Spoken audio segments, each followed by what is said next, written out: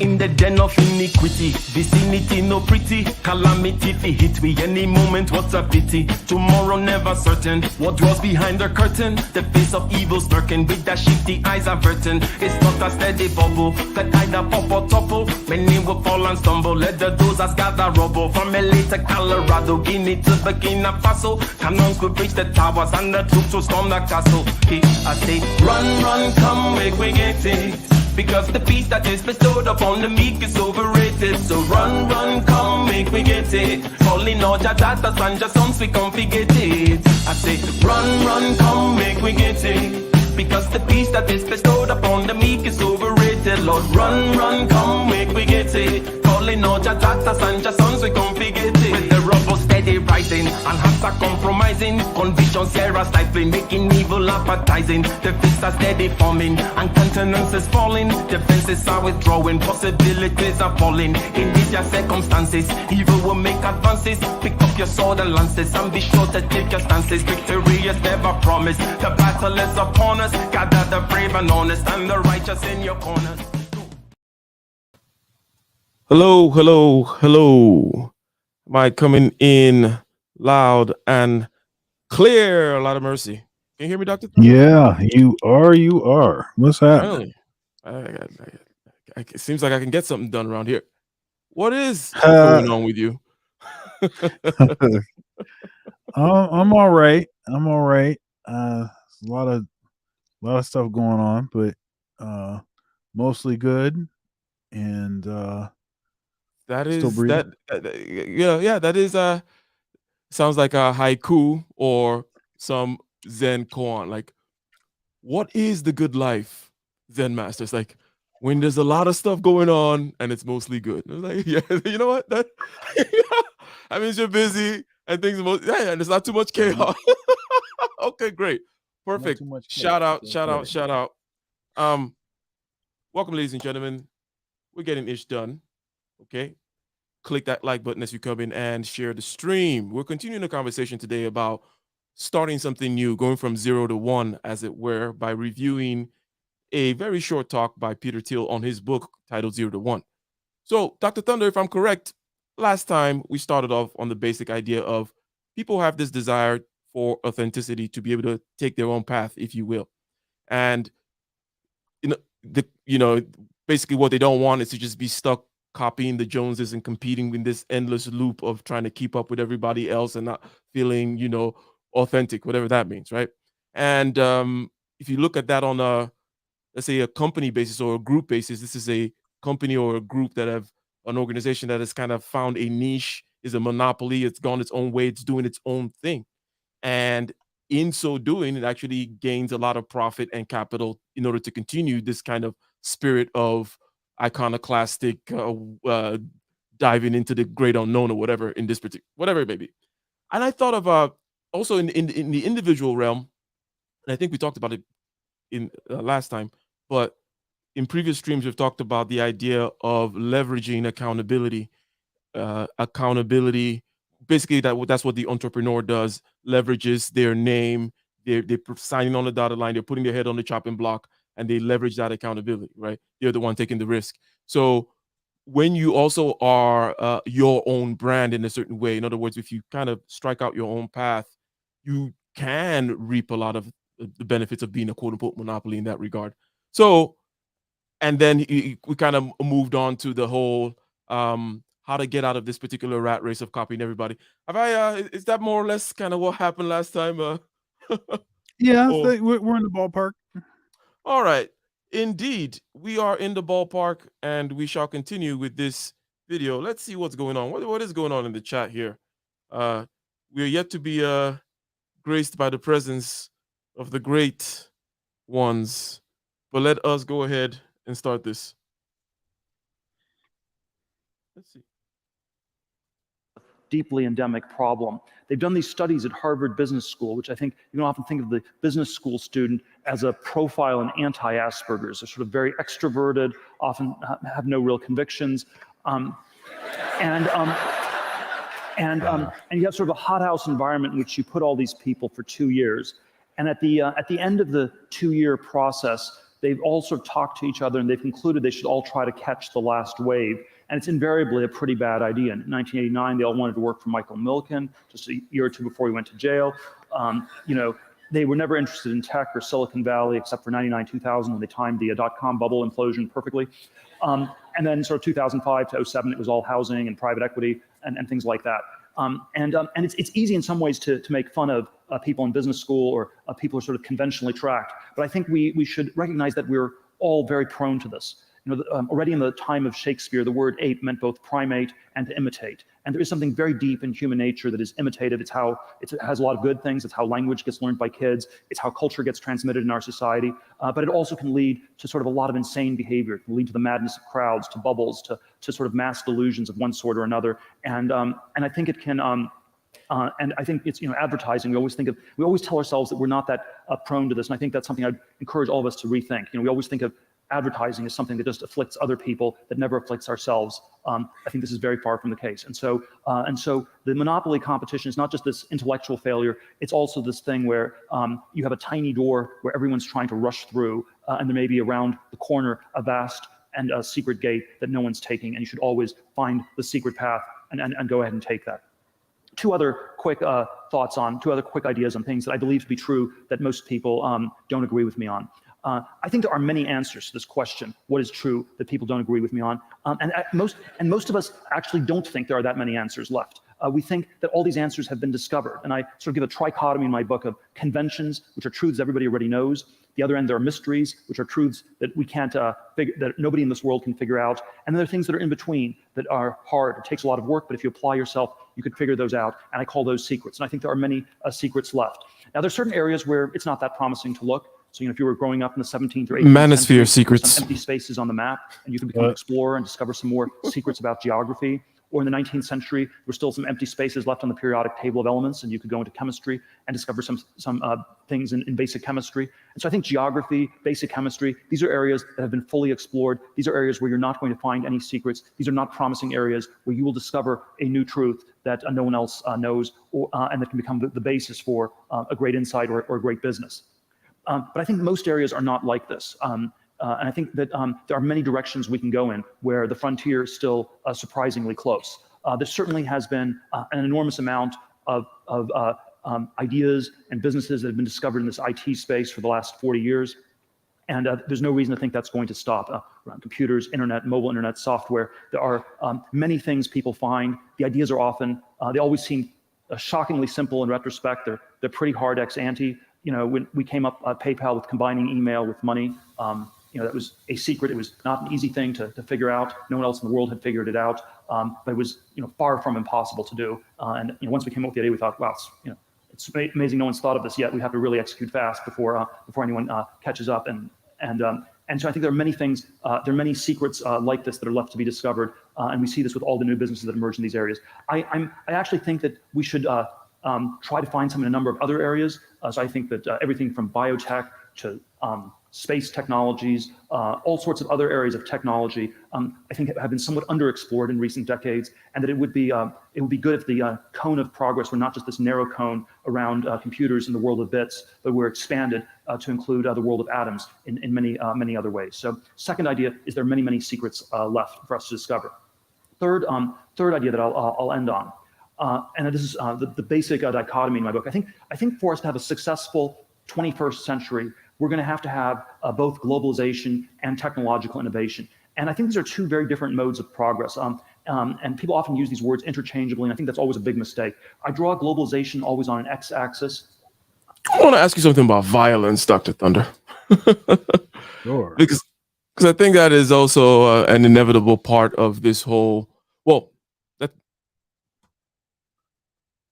one of the reasons why you don't want to be caught up in that competition is because it could lead to you and the Joneses shooting each other any point in time now. Right. And that happens, and that is the norm. Right? What is it? The Hatfields and the McCoys. Those guys. The Hatfields.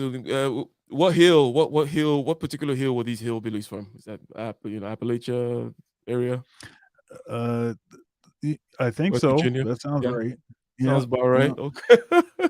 So there is okay, I want to take this particular path, I want to go find myself, I want to feel like I'm authentic, and maybe it's also good for business, also good for technology and certain other types of things. It's a general way, good way of thinking. But one of the real offshoots of our copying competition thing is violence. And I'm coming completely tangential from what he is saying and asking you, how does one address this? Now, knowing this, okay, cool, there's a part of this violent thing, which is about the monkey see, monkey do thing. How do I get out of this loop of copying people and then competing with them? And then next thing we know, we're at each other's throats. Yeah,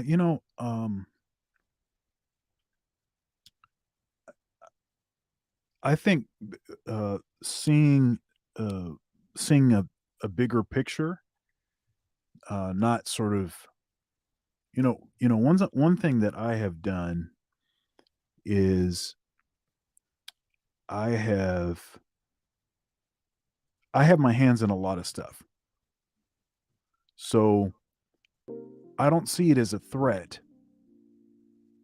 um, if someone is advancing in one of my spheres, Hmm. right? Because that's not the only thing that I have going on, right? I've got you know 100 different things that are going on, and so uh, my value is not determined solely by what's going on in a particular arena, you know. So now I noticed that a lot of folks, that's not the case, and I'd venture to say probably most people, that's not the case.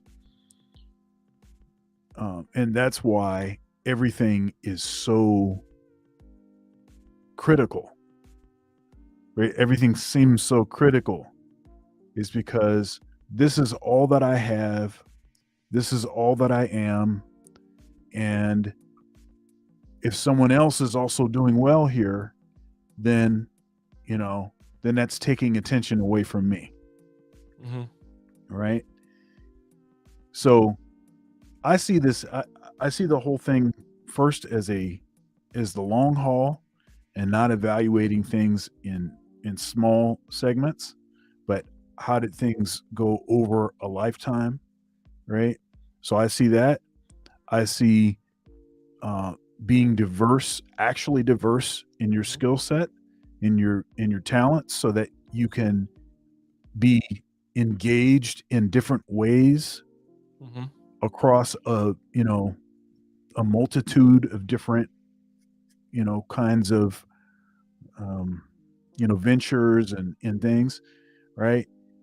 And I think another thing that's important is a uh, frequently changing your circles. Now, this doesn't mean that you don't. I should put it this way: frequently entering into new circles, right? Because you don't necessarily want to leave the old circles. You're trying to keep that going too. Hmm. Hmm. Um, You know what? You've put quite a bit on the table there, and maybe I want to try to address them or see if I yeah, yeah, got yeah. them Go ahead. right. So you mentioned a kind of having a broader view, right? Having a broader perspective on things will make it such that you're not particularly caught up in this particular loop. Then you talk about diversification, and I think the last thing you were mentioning there in terms of the circles too is an offshoot or also related to the diversification thing, right? Want to Yeah. diversify into different things to the degree to which you can, right? To the degree to which you can diversify into several things. And some people may even express that when they talk about having, let's say, a hobby or something, right? Mhm. I volunteer at X, Y, or Z. And I think that's partly why I could never understand that thing. I get it now. Okay. Because um, so there's the whole broad view and then diversification, and then there's something But let me just say something about this that just came to mind right now. Uh, a certain type of college professor type and their ilk. in the media or whatever, and that write certain types of books. What's this? Is it Howard Zinn, the alternate history of America type? Maybe a little liberal and whatnot. They always told me that, hey, service is what gives you fulfillment. And I never felt it. And I never felt ashamed about the fact that I never quite felt this thing that they were saying. Right. I was always like, I don't know that whatever this you guys are calling meaning out of this service. I said, yeah, sure. I went there, I volunteered, I did the work, but I don't see this meaning you guys are talking about. I've related it with other things before in the past, but now I'm thinking it is also related to this thing of having more to do. It's like already I'm the kind of person that likes has many irons on the fire, like that kind of stuff. So, and there's a lot of meaning associated with that whole ensemble of irons in the fire.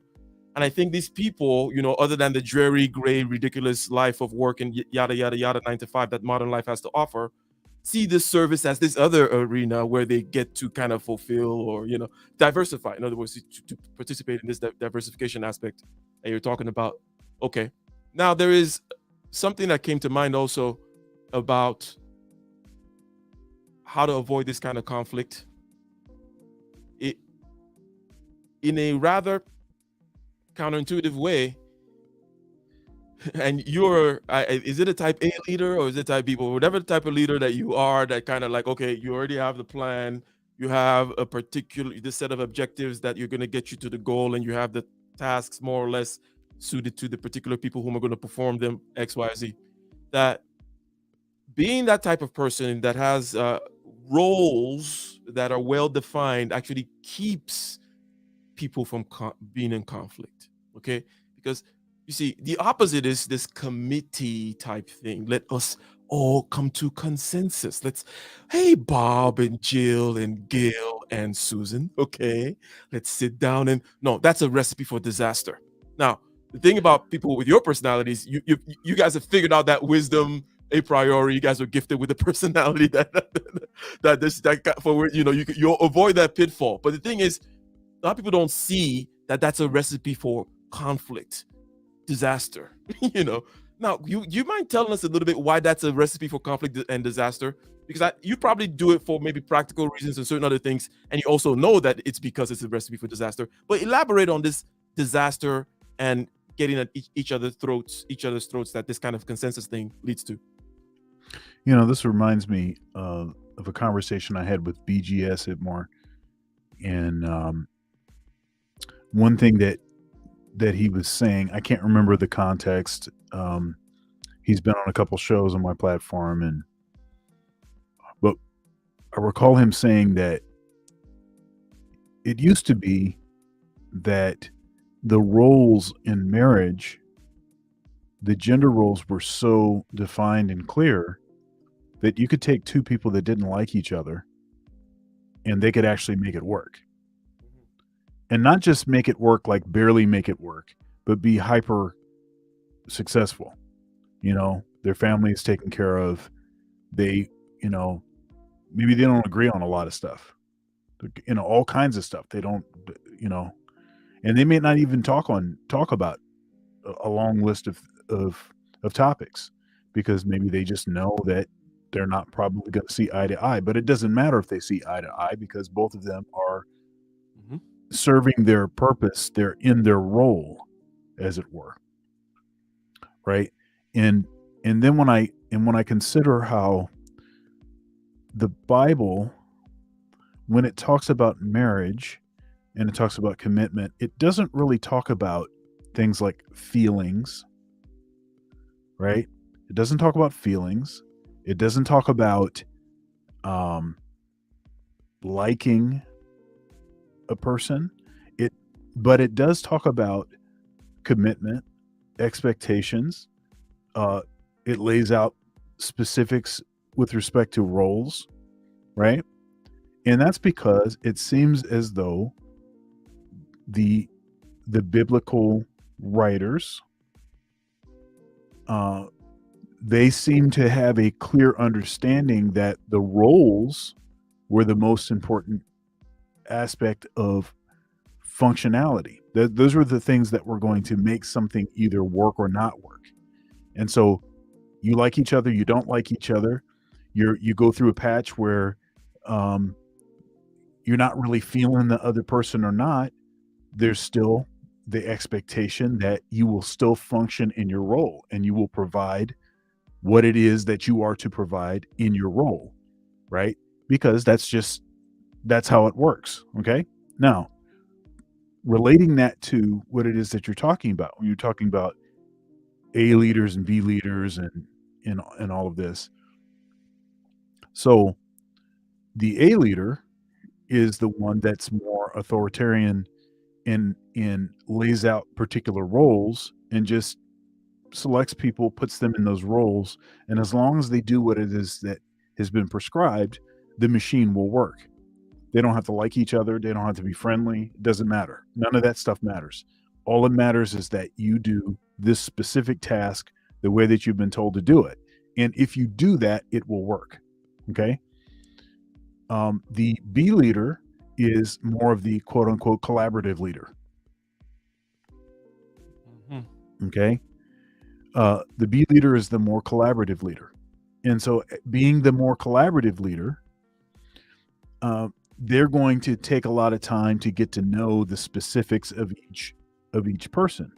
It's not particularly efficient, but there is a potential to gain a level of wisdom, understanding, and potentially some ideas that could be game-changing kind of ideas. I mean, there's great potential, especially if you have really good people, to produce more information than you're going to be able to if you just say, these are the roles, this is the job. Now do your job, do it well, and we're not going to have an issue. Okay. Now, so I would argue that much of the issues that we face these days in marriage are because there may actually be too much of an attempt to discuss things ad nauseum, right?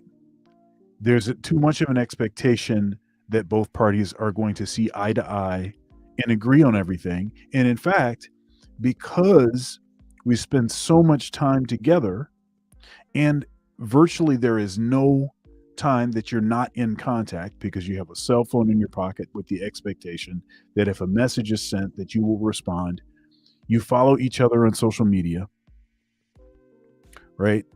And so there can be the most obscure issue, and if you do not agree on this obscure issue that does not impact both parties the same way, by the way, and so there would be a natural reason not to agree, that's a problem. Right? So because of this sort of collaborative, let's get together on all of these different things, and we want to be in agreement down to these fine little details. When it isn't the case, when it becomes the case that you're not in agreement, that's the perception, is that there's something wrong, when there may not be something wrong at all. It might just be that you have clearly different perspectives because you're not the same, right? So that's not really a problem, right? So in that scenario, the clear roles seems to win that. When you look at history, it seems like the clear roles, where maybe you agree on stuff, maybe you don't agree on stuff, but the roles are so clearly defined, and each party knows exactly what it is that they're supposed to bring to the table, and they execute those duties well. And not only will they achieve a level of fulfillment because they are meeting their obligation, they are rendering their the service, they're doing what it is that they were designed to do, what they're supposed to do. But then there's not all of this talking about a lot of stuff that's not necessarily beneficial in the long run. It's not going to actually mean anything. So let me say a couple of things here because you sound like Immanuel Kant with the duty and all that kind of stuff, and then also you're talking about it beyond the mechanical sense in which having well-defined gears and levers, right, because it makes sense if you're trying to do something that you have. Uh, One thing is hierarchy, and another thing is also kind of defined roles. But the thing I don't think people seem to get is something you started touching on when you got into the argument that the people are going to get into. Okay. It is precisely because that kind of argument is unavoidable. Okay. That is why. Right. So, in other words, this is not some kind of thing about, okay, so let me just keep it there for a second. Okay. Yeah. Basically,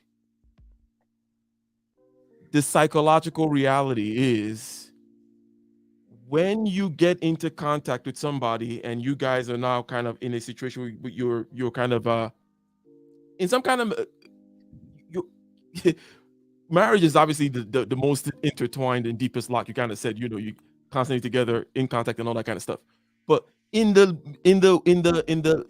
most shall we say loose types of even relationships of just acquaintances, where you guys are in a tennis club together, for example, you guys are more likely to get in conflict with each other than people whom are into race car driving.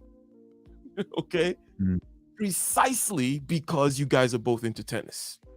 Not because you guys meet. Okay, it's not just the physical proximity thing. No, it's about this kind of, because we're keeping it psychological. So it's not about meet each other. It's like, no, because you guys share this particular thing, you guys are gonna get into this dance of, it's unavoidable. It's this whole thing about competition, right? When you don't have clearly defined roles, you're getting people into a competitive dance with each other, which is unavoidable.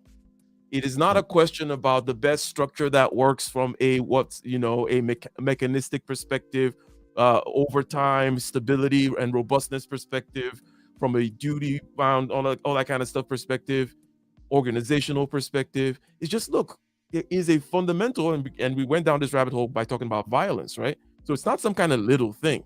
Okay, we're saying that this particular copying of each other, which manifests itself also in copying of desires, leads to me wanting what you want, I wanting what you, and then we want to kill each other, right? Yep. Same thing in this particular situation. So it's unavoidable, it is deep, and it is profoundly, shall we say, dangerous. And it's not just some kind of my machine works better when I have better defined roles and all that kind of stuff. This is not to say that because people don't like being nuanced, right? This is not to say that there are not ways of being a type A, type B, type J, and type Ike leader. In other words, you gotta, at a certain, you're constantly honing your skills to not be in a silly little box at any particular point in time, right? But these are overarching principles that guide action and have, shall we say, psychological effects that we're discussing, right? So that thing there about the conflict, do you agree that it is an inevitable thing that when people don't have these clearly defined boundary between them, in other words, good fences making good neighbors, is this an inevitable just reality that we have to face? And you can speak a little bit on that. Yeah, absolutely. I think I would argue that when you have things in common, so say for instance you have similar values, similar beliefs, very close beliefs, I think when you spend too much time talking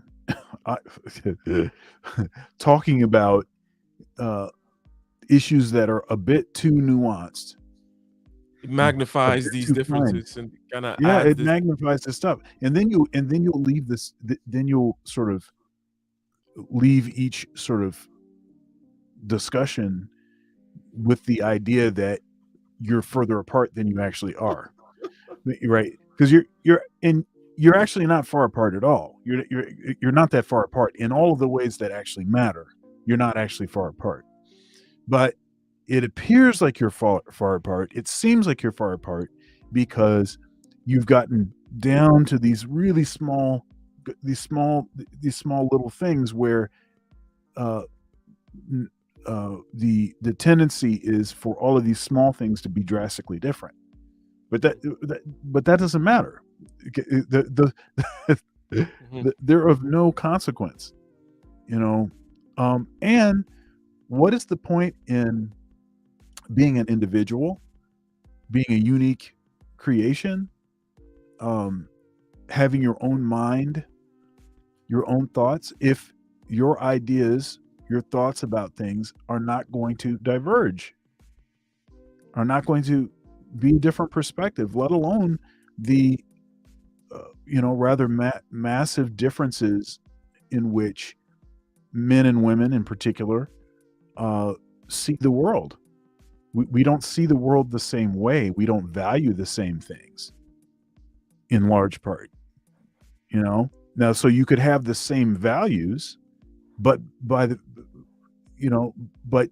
since your experience in the world,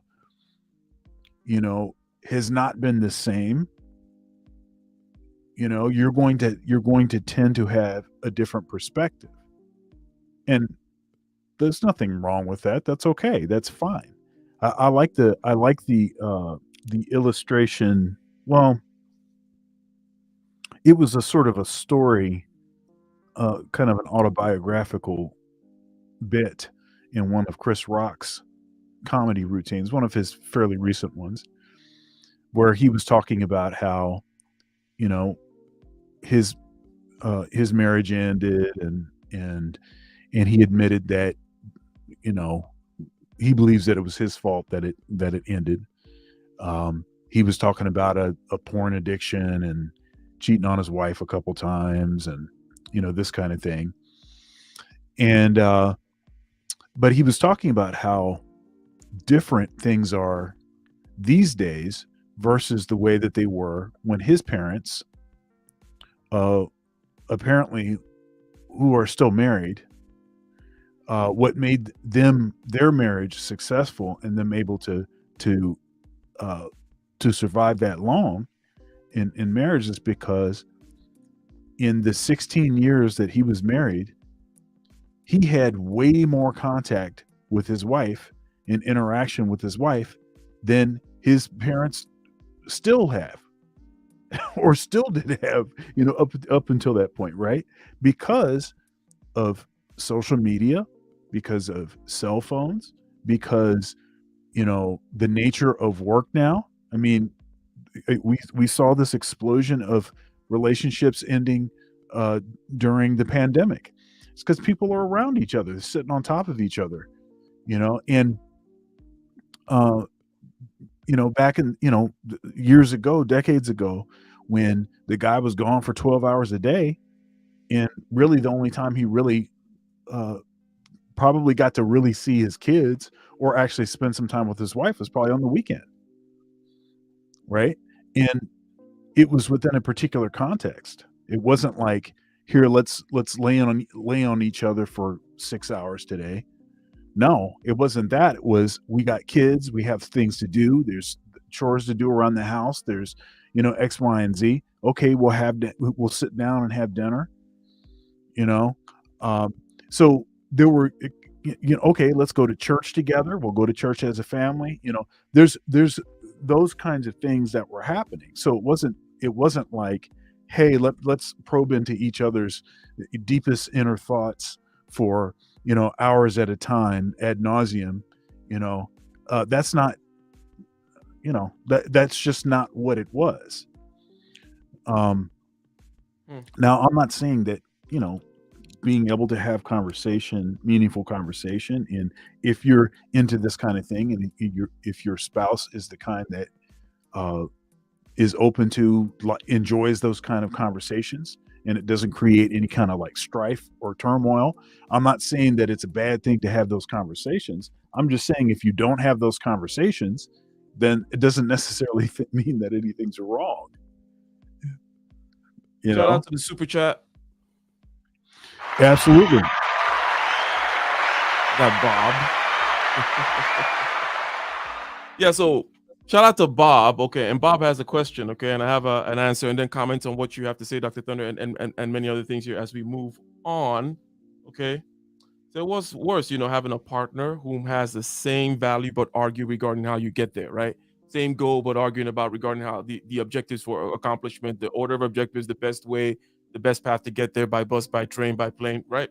Or different value but more harmonic. Okay, so I'm not going to pick from that. I'm going to say it's more of you want same values and you want different Right. roles. So it's just basically what Right. repetition of what we're saying. So you want same values and want different roles, especially with regards to, and a marriage, by the way, is one of the most difficult things. It's similar to a startup. Okay, and I'll get to what I'm saying here in terms of this particular role thing and what makes certain things work and what makes certain things don't work. Because a lot of startup businesses fail for precisely this reason of not being able to clearly delineate fiefdoms, roles, silos, like, and in startup situations is where it's most fragile and also the hardest to delineate certain types of things, right? So in certain ways, it's similar to a marriage. Now, these areas that you're talking about with regards to accomplishing things and the arguments, therefore, should not be had. Similar values, different roles, no arguments would be my combination in terms of the things that you put on the table here, sir. But thank you. Okay, was something? Oh no, that's the microphone. Anyways, I have a new kind of display thing going over here. I'm tripping myself out. But Dr. Thunder, a lot of the stuff that you were saying have a lot of physical law analogies. You were talking about looking at minute things and then magnifying in a rather explosive way, okay, the differences. And that I'm saying that it is part of the law, and I think we've kind of agreed, or we know that this is part of the law that we're describing, and I'm just calling it the law, the psychological law, that the smaller the difference, the more explosive it tends to be, right? Okay. Mhm. This is very similar. You ever wonder, for example, the Large Hadron Collider and probing very tiny spaces seems to take massive amounts of energy. Okay, there's an analog to to this type of thing that goes on here when you start getting into this. So the psychological analog of the tension that increases as you get tinier and tinier is we want that authenticity, right? This kind of need to be different. We don't want to blend into in certain ways we want to be protected by the herd. That fear instinct is deep, but in other ways we want to be different, right? Okay. So when we start getting when we're very similar in our what we're competing for in terms of our roles or whatever and all this stuff, the more intense the need to differentiate each other. Because if that guy is over there, he's a leather jacket wearing kind of bike rider type, okay, I'm not necessarily going to get into some kind of competition with him. But if he's similar, again, I use a tennis thing, we're both in the same tennis club and such and such and such, Right. the more there's going to be this kind of a need to differentiate ourselves, right? So similar to the Large Hadron Collider, or similar to physical space being harder to probe, the smaller it gets, because you need a wave tinier than the space, and it's really hard to generate.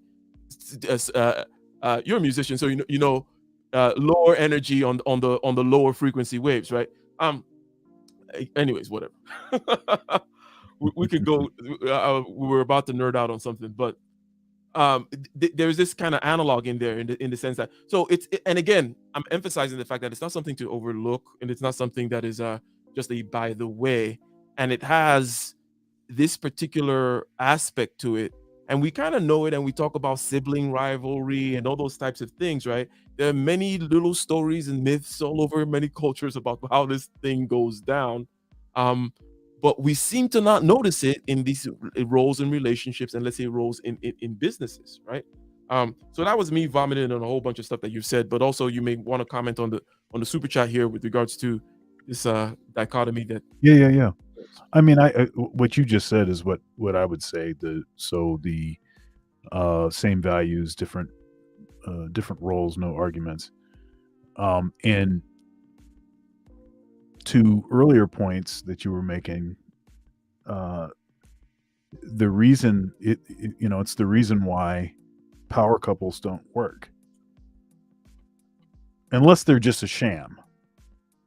Now you could be, you could be a power paper couple on paper, but really when if people were to actually know what you were doing, actually the wife has a guy on the side, the It's dude's interesting. got a But couple girls I on the side. wonder.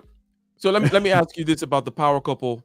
The power couple is that couple, like, let's say I mean, Jada doesn't really live up to the thing, but she's supposed. Let's say Jada had more of her thing going, right?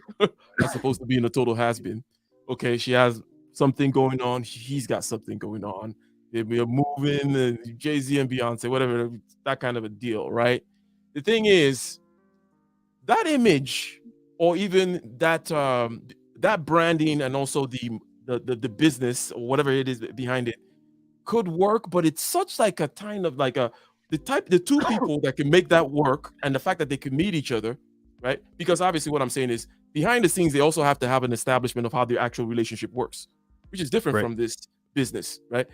And these are going to be two, to use Dr. K's terminology, very high level people, okay, that are operating at the peak of their of being. They got to be, because they have to be good people too, like, to play this dance without getting into crazy 7 deadly sins or mimetic crazy rivalry. I'm going to kill each other, or as you were saying, the reason why power couples don't work, right?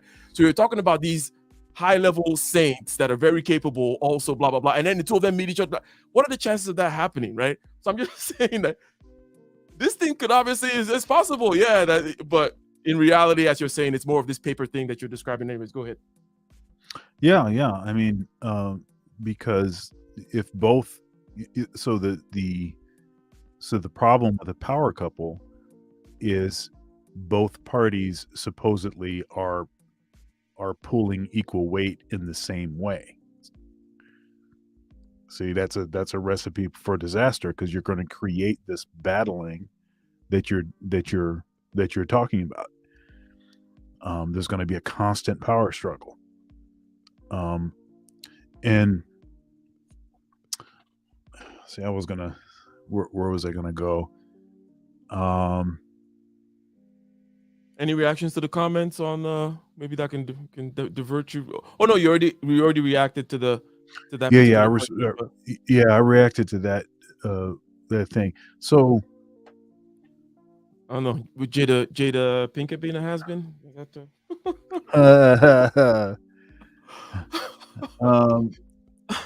so that's what I was gonna say. I was watching CGA, and supposedly he said that they asked him a question. They asked him a question about how he was able to stay married for so long. He's a big star. He's traveling the world and everything else. And apparently his answer was prostitution.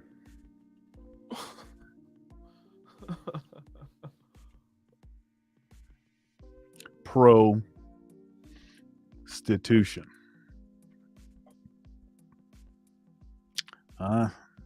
There you go. There you go. So, I will say this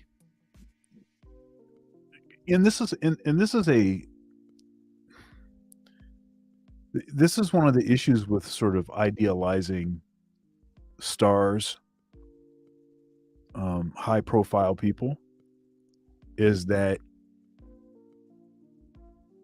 there's no thought given to, well, what are you going to have to be willing to accept if you're with that person,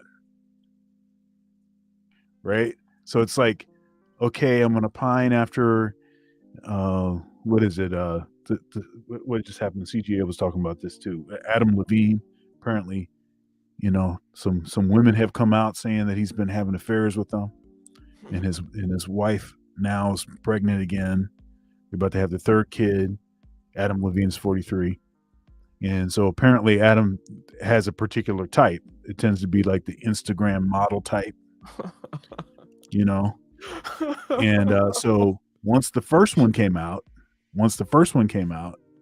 now there's a couple more that came out. And you know what happens. As soon as one comes out, you know it's going to be done, right? Now, again, all of these, women pining after Adam Levine. Oh man, I could deal with this cat.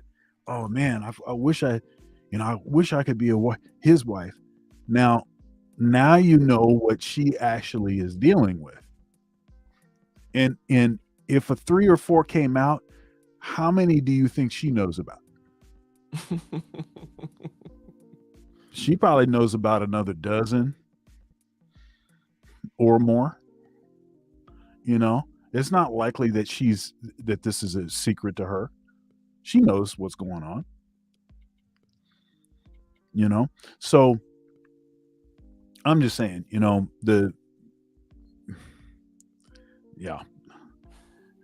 not even sure how I got there, but the point is, You just wanted to say pro. right. Institution, yeah. Let's see a little bit more here about what Peter Thiel has to say. I think that this he mentioned 3 things that people don't agree with him on, and he's on the 3rd one now. The 2nd one was about secrets. So let's take a couple of steps back to where he started to talk about the 3rd one. Successful 21st century, we're going to have both globalization and technological innovation. Okay, so it's about globalization and technological innovation. So it's basically how do you develop something that is already developed in a world where we need more stuff because of this competition again, because I want it, so therefore you want it, and therefore I gotta make it, we gotta have it, and if we don't have it, we start fighting each other and all that type of stuff. Hence, I need to kind of make more. Globalization is the spreading of technological advancements, such as you have one typewriter and then you make 1,000 typewriters.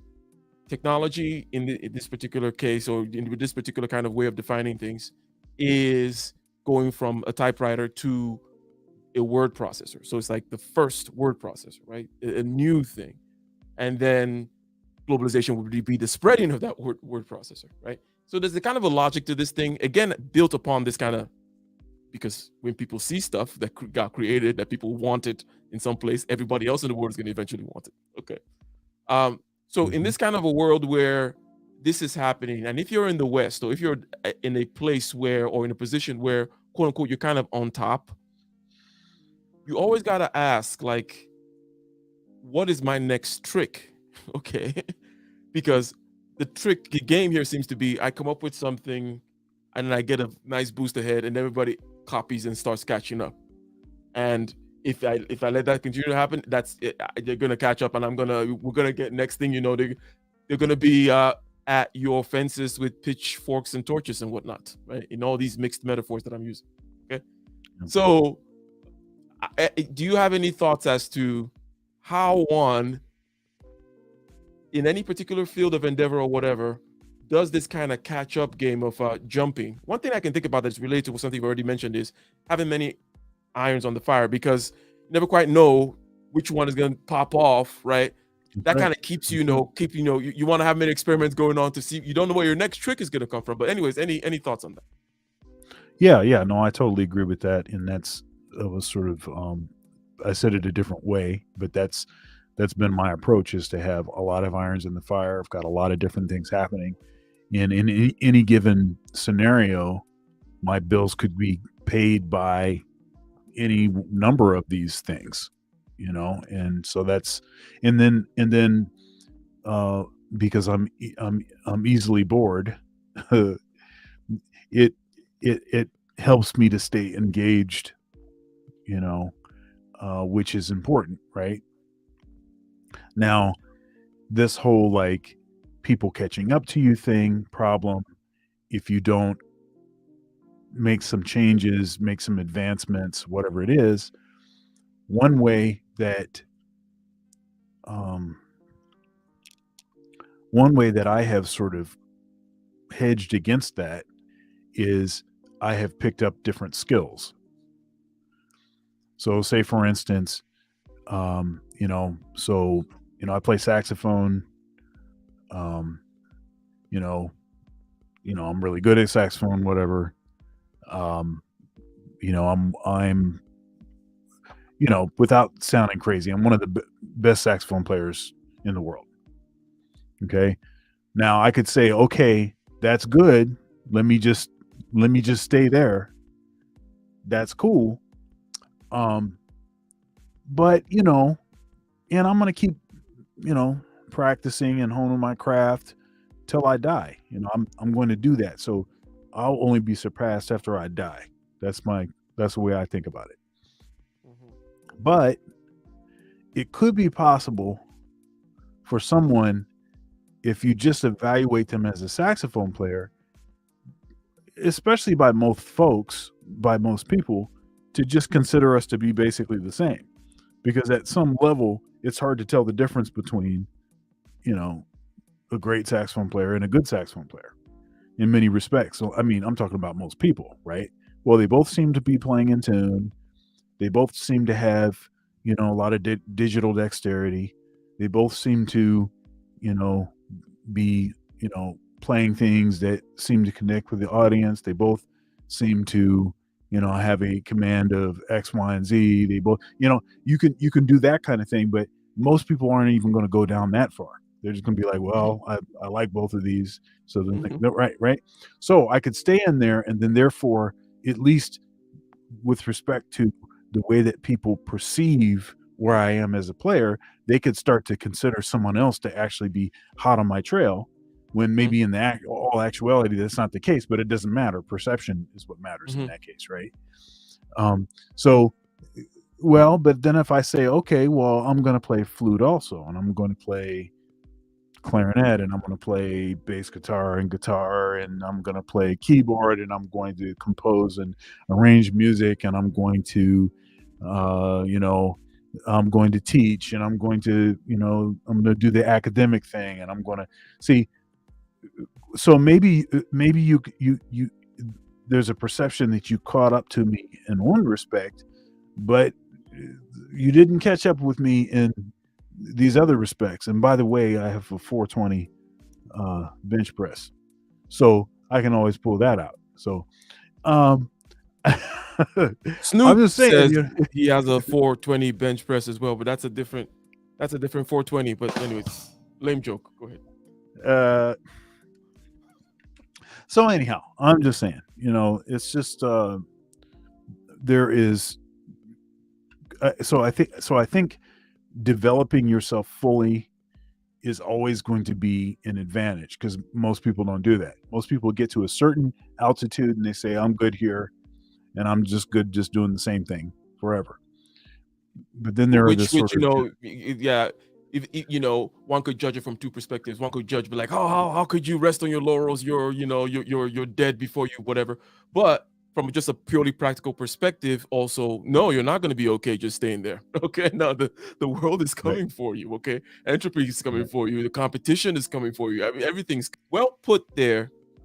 Just a couple more things we can say in this area of how, if you are the one that is creating new things, and then people are copying you, because the people whom are copying, for example, let's say it's China, if you look at it from a geopolitical perspective, or let's say it's all those other lesser sax players, okay, right? There's always a great economy for them, by the way, right? In other words, these, a Facebook gets created, or the word processor gets created. There's a lot of eating to be done in terms of just copying that, right? A cell phone gets created, a lot of eating for decades, okay, just spreading that through the world, okay? So they have their own economy, which is real and it's true, and it's not like everybody is going to be this particular. But when you're that type, when you're that person, that's your game. That's how it's not like you can't. The thing is, you can't play both games, by the way, because you can't be maximally efficient in both games. In terms of, I'm going to be like China, manufacturing everything, copying everything, and I'm also going to be like United States, being free and creative and coming up with stuff. It's like, I don't think you can you can max out on both. There are trade-offs there.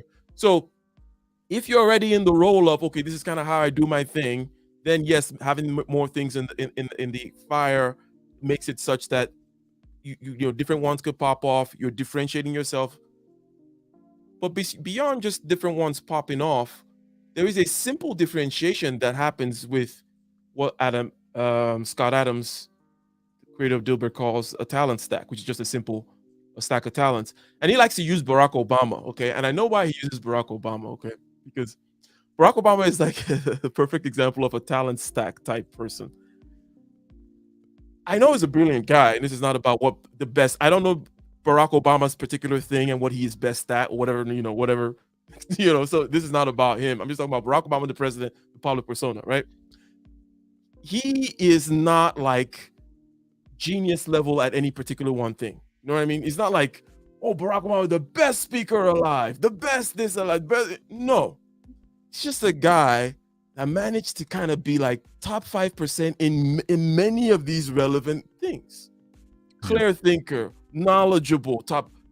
Is he the best constitutional law professor? Probably not, but he's got a good grasp on that, a good grasp on speaking. Adjunct professor. Oh, my bad. Oh, yeah. You correct. My bad. Yeah, the best constitutional lawyer, definitely not, but pretty good grasp on that. The best orator, no, but you can tell that he had the skill and he could pull off sometimes when he's feeling it. Okay, so you can kind of see, oh, he's the perfect example of that talent stack, in the sense of, okay, you can try to be like, you know, I say this a lot, you know, 0.001% of one thing, or you could just try to be top 10% of top 5% in a number of things, and you'll find that the room that you contain, the niche within the marketplace that you contain, gets smaller and smaller, which is by the whole point is to avoid competition, right? Is what this whole talk is about. So yes, maybe there are people whom can speak, but can they also do this and this and this and this and this, right? Yes, there are other people whom can do this particular type of engineering, but they specialize in this particular niche, and they also do music and YouTube or this and that, blah blah blah. Certain other, that is one way for sure to make sure, okay, that you're differentiating yourself, while also something might pop off on in terms of one of these different things that you're stacked on might make you be president or give you the next, you know, killer app out there. But I'll tell you, one of my favorite things is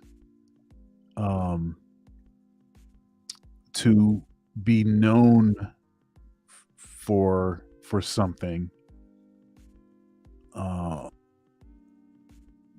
that person has no idea that I do other stuff. I rather like that, because what that says, you're like a little psychopath.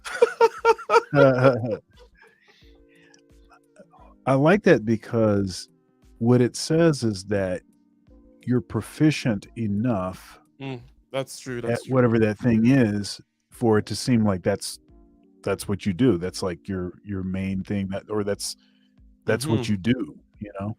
That gives that's actually good in terms of that gives you good information, right? In terms of, this person is judging me based on this one thing. He's not judging me because of this prior reputation or heard that XYZ. Yeah, that's a good point. You get clean information that way. And now in my buddy TK Coleman, he thinks that I should, for the lack of a better term, he thinks I should brag a little bit better, or a little more, you know, because he doesn't think it matters how you get in the room. It just matters what you do once you get in the room. So if you have to use whatever you have to do to get in that room, use it. And then you make the case, you know, once you're in the room.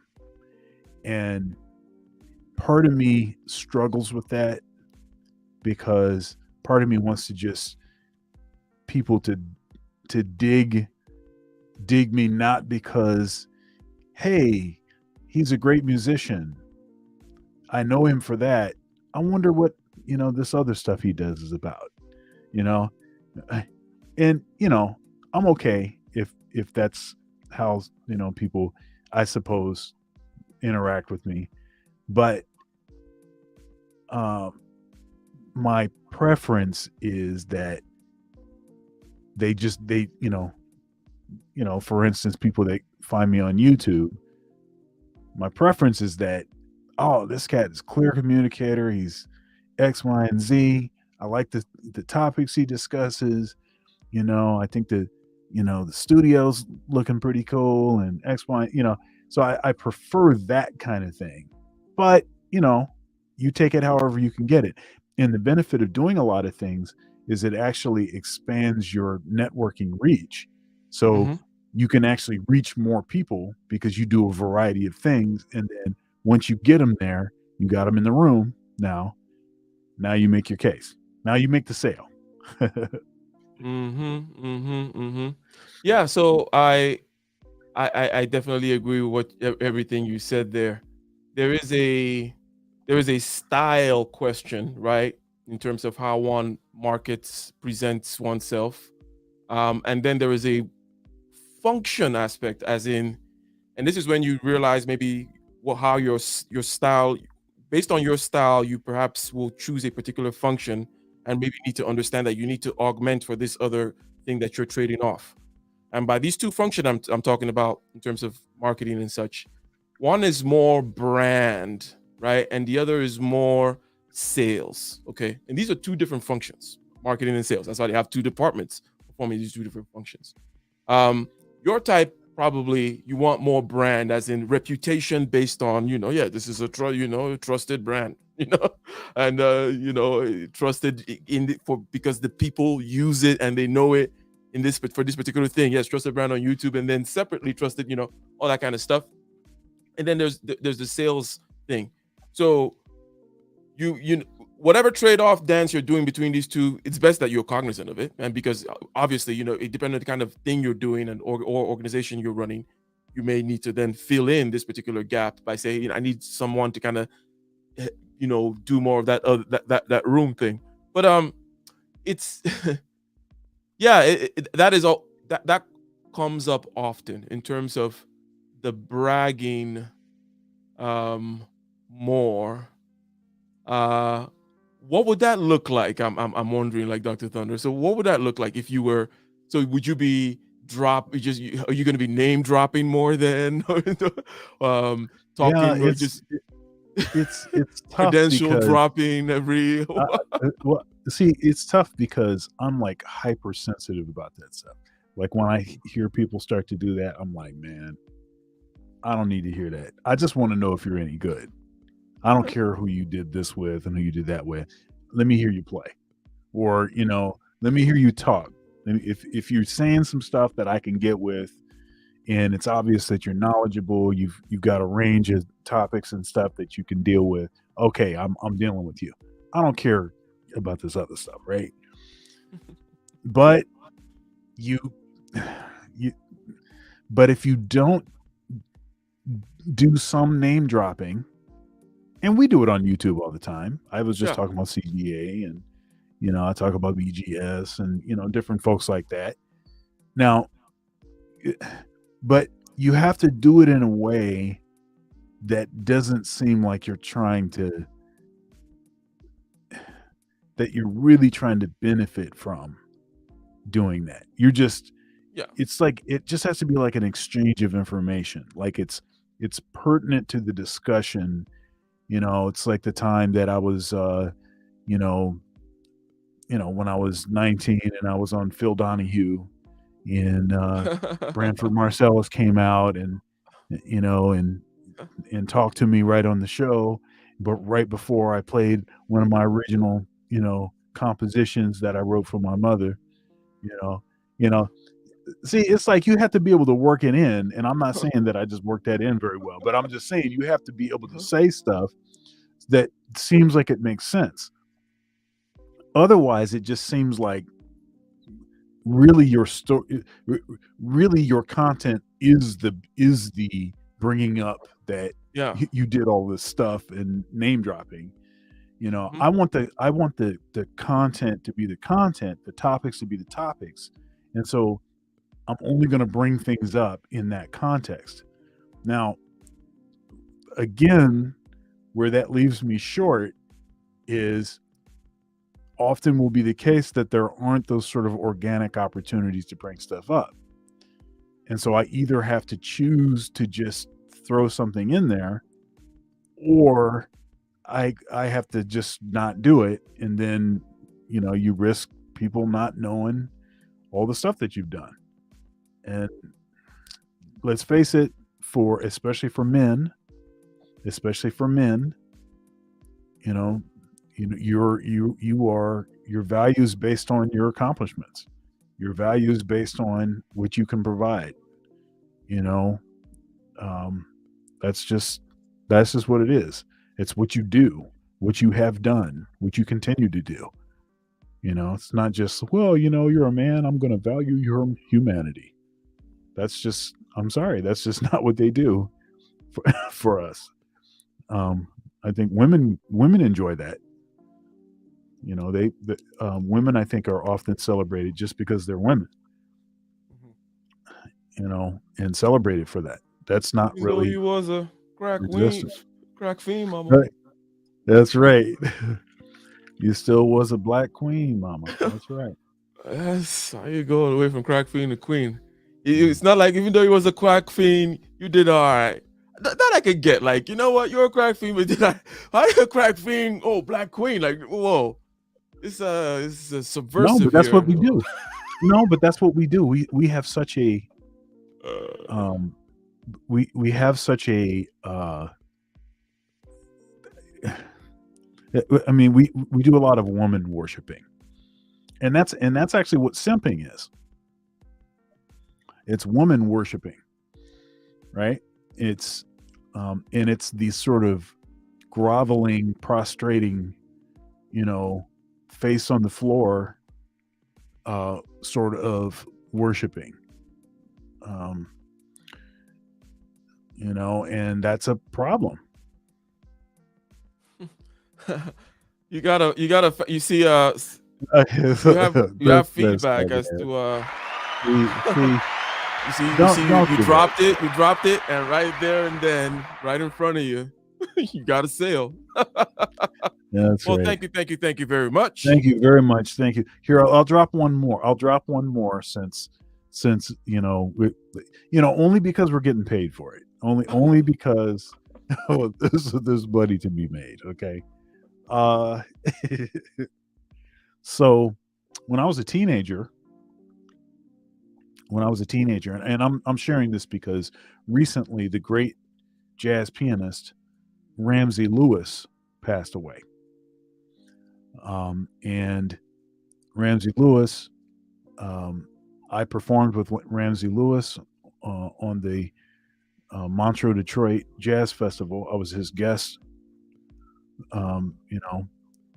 You know, they played, and then he said, "Hey, you know, this is a great young musician. He's going to come out and play with us." So I played with him on a couple selections for that, and which was really a terrific experience for a teenager, you know, for a young musician. And then also Ramsey Lewis was quite instrumental in getting me on BET's Jazz Central, and I did 2 episodes of Jazz Central. And of course, on Jazz Central, the host of that show was Lou Rawls, the great singer, the late great Lou Rawls. And I also met Dr. Billy Taylor, and that would have been around the same time. And Dr. Billy Taylor was always the person. He's a great piano player, played with everyone, played with Dexter Gordon. But he was always the person that CBS Sunday Morning would have interview the musicians. So anytime it was a musician, they would have Dr. Billy Taylor would be the person that they would have do the interview.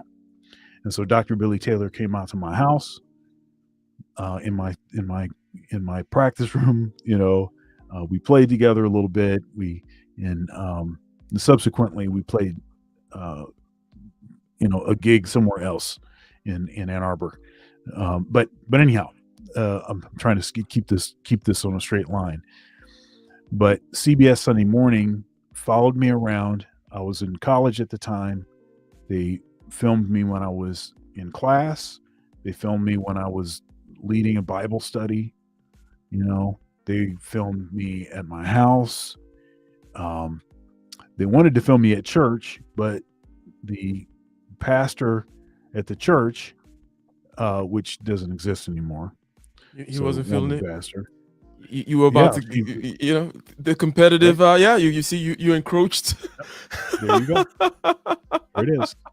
There it is. The rivalry. Oh, well, I don't know about bringing the cameras in here. I think it'll grieve the Holy Spirit. That's like the direct words. And yeah, but that was a great opportunity. It was about a 15-minute segment. That's a long time on a show like that. CBS Sunday Morning. You can go on my YouTube channel, and the Phil Donahue show is on there. The clip I'm on for that. The CBS Sunday Morning is on there. Also, BET Jazz Central is on there. All that footage is on my YouTube channel. If folks want to check that out. But yeah, but unless it's like an interview or something, some of that kind of stuff, it's kind of hard to, in an organic way, bring that stuff up and say it. Like, how am I going to say that stuff? And this conversation we're having, it reminds me of when I was a teenager, and I was headlining with Ramsey Lewis on the Montreux Detroit Jazz Festival, and it's just, I don't know. That's the thing. Sounds I'm like a like freaking douchebag or something. It's like writing a good piece, right? Writing a good piece, and what you're trying to avoid is the cheesiness factor, right? Many things you're trying to consider when writing a piece, but there's something called a cheesy. Anyone who's written anything, everyone knows what that is, right? You're like, that's cheesy. I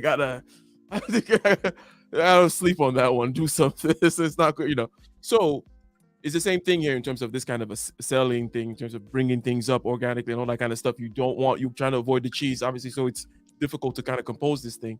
Now, in terms of a study of someone whom has done this kind of live in front of our eyes, because he's had content going back at least 8 years, probably more. I think probably more for sure. Is Grant Cardone, right? The reason I bring that up because you can go back on videos on him where he was just still a sales guy and a motivational speaker, right? He's a sales trainer, and so he does doing sales training courses, and then doing speaking gigs, whatever. And he you see him talking himself up in terms of the things that he has done. Okay.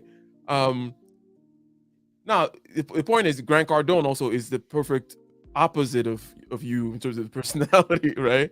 So, but it's a study in the other extreme to kind of see what that looks like, and also what you can kind of perhaps gain from him. He just kind of did it with volume, in terms of he would constantly just have these short pieces of just telling you, I'm Grant Cardone, the best sales trainer, blah, blah. Even from way back then, before he became the best sales trainer, by the way. He's been calling himself the best, and and then he started getting into real estate, and then he started when he got into real estate, he was constantly reminding people of all the sales stuff, and until at some point he stopped talking. Now he's all just real estate, and now he's a billionaire. So it's actually all there on YouTube. The other extreme case, again, of the person whom is all sales. Grant Cardone is all sales all the way through, just in your face. Here's my stuff, here's who I am, blah, blah, blah. And he says something, and this is the reason why I bring him up, which is, it is your responsibility for people to know you. And there are a number of ways, and that's why I talk about these two functions of marketing and sales. Yes, you're working in the marketing angle, the reputation angle, and all that kind of stuff. And yes, you know that it is your responsibility that they know you, but you're trying to have your reputation precede you in going to certain places, and you're trying to be judged independently and all these other types of things. But it is not enough in terms of people actually knowing you, right? Because unfortunately, attention requires some kind of smoke, mirror, flashbang, something. Okay. That's just I need not say any more than that. It's just the law of you talk about human beings, right? You want human beings to know you, right? So you can't define how to get the attention of this particular animal. Okay. Yeah. You gotta shiny stuff, you know. So then it's on you, like, how do you do shiny stuff without being cheesy, right? That's the seems like that's what we're well, anyways, let's see a little bit more about what Peter Thiel has to say as he continues. And I think these are two very different modes of progress. And people often use these words interchangeably, and I think that's always a big mistake. I draw globalization always on an x-axis. I describe it as copying things that work, going from 1 to n, horizontal or extensive growth. China is the paradigm of globalization today, and to first approximation, what China needs to do in the next 20 years is just copy everything that's working in the West. You can maybe skip a few steps, but if it executes against that, the people in China will be much better off in the decades ahead. And then I always draw technology on the y-axis and describe it as vertical or intensive growth, doing new things, going from 0 to 1. And we can sort of see this big difference between globalization and technology if we think about the history of the last 200 years. There have been periods of globalization, there have been periods of technology. The 19th century was a period of both. From 1815 to 1914, you had tremendous technological progress and tremendous amounts of globalization taking place.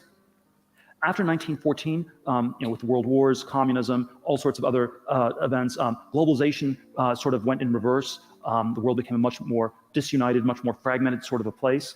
But technology continued to go at a ferocious pace. And I'd argue since maybe about 1971, when Kissinger went to China and globalization restarted, it began at a ferocious rate the last 40 plus years. Technology's been going a little bit more slowly, where it's been, as I already said, a narrow focus on computers and a little bit less of other things. So the last century, unlike the 19th century, has been a period where we first had lots of technology, but no globalization. And we've now had a more recent period where we've had lots of globalization, but only limited technological progress. And this change is reflected in a very different way in which we talk about today's world. In the 1950s or 1960s, we would have described the world as being divided between the first world and the third world. The first world was that part of the world that saw relentless, accelerating technological progress. The third world was that part of the world that was permanently stuck, permanently screwed up in one way or another. So no globalization, but lots of technology. Today, we would divide the world into the developed and developing nations. The developing nations are those that are copying the developed world. And so this developing No, now it's dusty and shithole nations. dichotomy is a pro-globalization dichotomy. It's sort of a convergence theory of history where the entire world will become more and more homogenous as globalization continues apace. But it is also implicitly an anti-technological dichotomy, because when we say that we're living in the developed world, we are implicitly saying that we're living in that part of the world where nothing new is going to be done, where things are finished, they're complete, and we can expect decades of stagnation and sclerosis, and the younger generation should expect to have a lower living standard than their parents, and we have sort of this rather bleak view of the future. And I think we should not accept that sort of a label. We should not accept this idea that we're living in the developed world. And so I will end by saying that I think we should always return to the very contrarian question, how can we go about developing the developed world? Thank you very much. How do we go about developing go ahead. I'm sorry. Yeah, no. That's totally it. And obviously this is he's talking in large scale, but the principle obviously applies to the individual. And this idea of constantly reinventing yourself, improving, developing, growing. You don't have to say, okay, well, I've already arrived, I don't need to do anything else. I can rest on my laurels. Other people catch you slipping, as it were. You don't have to do that. You can keep it moving. You can keep it moving. So that's good. It's good. It's good stuff. Indeed, and we managed to complete it in a 3-hour session. This was a 17-minute video, but pretty good. And I like the little detour we took there into violence, right? And taking seriously the idea of rethinking of consensus type situations as being necessarily good, like consensus building, round table type stuff. Right. Kind of smearing out of responsibility without having clearly defined borders and stuff and such like that, and how that messes up a lot of relationships. You brought up your conversation with the BGS. And, No. I think that was Name drop. There you go. I don't know. Have you done your 23andMe, or was it? No, it's 21andMe. Have you done any DNA, any of that kind of? No. Nah, I figured not. I haven't either. I was gonna find out how much Nigerian you have in you or something. Yeah, because all right. when it comes to bragging, What is it? What is it? Turns out it turns out that you're saying that your family owned my family. That's what you're. They sold my family or something. Well, I mean that's inevitably likely, regardless of whatever Like, oh well, okay, well, yeah. If you're in that general West African area, yes, then it's yeah. But there is that movie, right? That homie from the Benin area, with Woman King. Oh goodness. Stuff happening right now. It's I think the subject matter is interesting, but it's unfortunate that there's all this politics around it, let's say. Well, and there's a bunch of and then they flipped it. Anyways, misinformation. There's a bunch of misinformation in the movie. Yeah. There's a bunch of stuff that's false, it's fictional. There's a moment in the movie where, and I haven't seen the movie yet. Oh, okay. I probably eventually will. Once I don't have to actually pay for it, I may watch it. I probably never will, but go ahead. Yeah. The only reason that I want to watch it is if I'm going to talk about it, I want to at least at some point have actually seen the film. I remember feeling the same way about the movie Whiplash, right? Which I was like, what is this movie? My dad called me. He called me one day and he says, Thunder, have you seen this movie Whiplash? Okay. And I'm like, no, I know about it. My students are talking about it and stuff like that, but I haven't seen it yet. He says, I can't believe this movie. He says, I watched it for about 10 minutes. I had to turn it off. Because he just thought that the premise was so ridiculous that somehow by berating in the threat of physical violence, that somehow that's how you create great musicianship. So he thought that the premise was so ridiculous that he couldn't watch it anymore. Now, mind you, my dad was my teacher all the way until I went to college, right? So my dad, he really understands what actually goes into actually producing someone that can play. So this was just like, this is just like goofy stuff to him. But I ended up watching the movie. I watched it because so many of my students were bringing it up. They were talking about it constantly, and I was like, okay, I should watch the movie so then I can actually talk about it. Of course, it's almost completely hogwash, but there were some moments throughout the movie that that were actually communicating pretty valid, sort of issues, that musicians have, especially when dealing with their family or their parents, the parents of their girlfriend and stuff like this. And it's like, well, what are you going to do with a music degree? It's like, oh, yes, gonna starve. Anyhow, so but the Woman King, there's a lot, like I said, there's a lot of misinformation in there. You know, if a woman is the ruler, she's not a king, she's a queen. Queen Elizabeth, just passed away, and her son is not queen because she was the queen, right? And she wasn't called king, though she was the ruler. And it's just a And goofy. yeah, and this Go woman ahead. was not even the ruler, anyways. So it's like, Right, there was a king, and she wasn't his wife, and she wasn't a ruler. No. right. Yeah, and there's a long list of issues, and then there's like all of the historical gaps. And like I said, I'm going to give the movie an opportunity to, I'm going to eventually watch the movie just for that reason. However, but yeah. Yeah, so you're going to be guest on Thunder's Thoughts tomorrow night. What are we talking about? We're yeah, talking about CGA, huh? Well, I was going to do that, but instead, a topic that I thought was very juicy, from a couple clips that I saw, I just had to go here.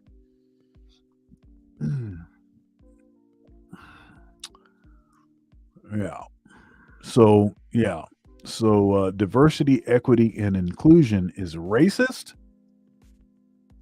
And there you can see, what's her name? I can't remember her name. Oh goodness, what's her name? Hold up here, I'll find it. I gotta be able to say her name. Let's see here.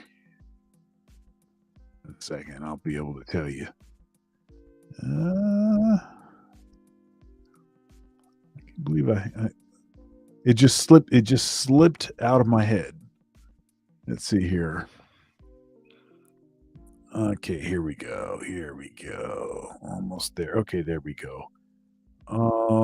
Liz, what's her last name? Liz. Okay, 1 second here. Okay, here we go. Liz Wheeler.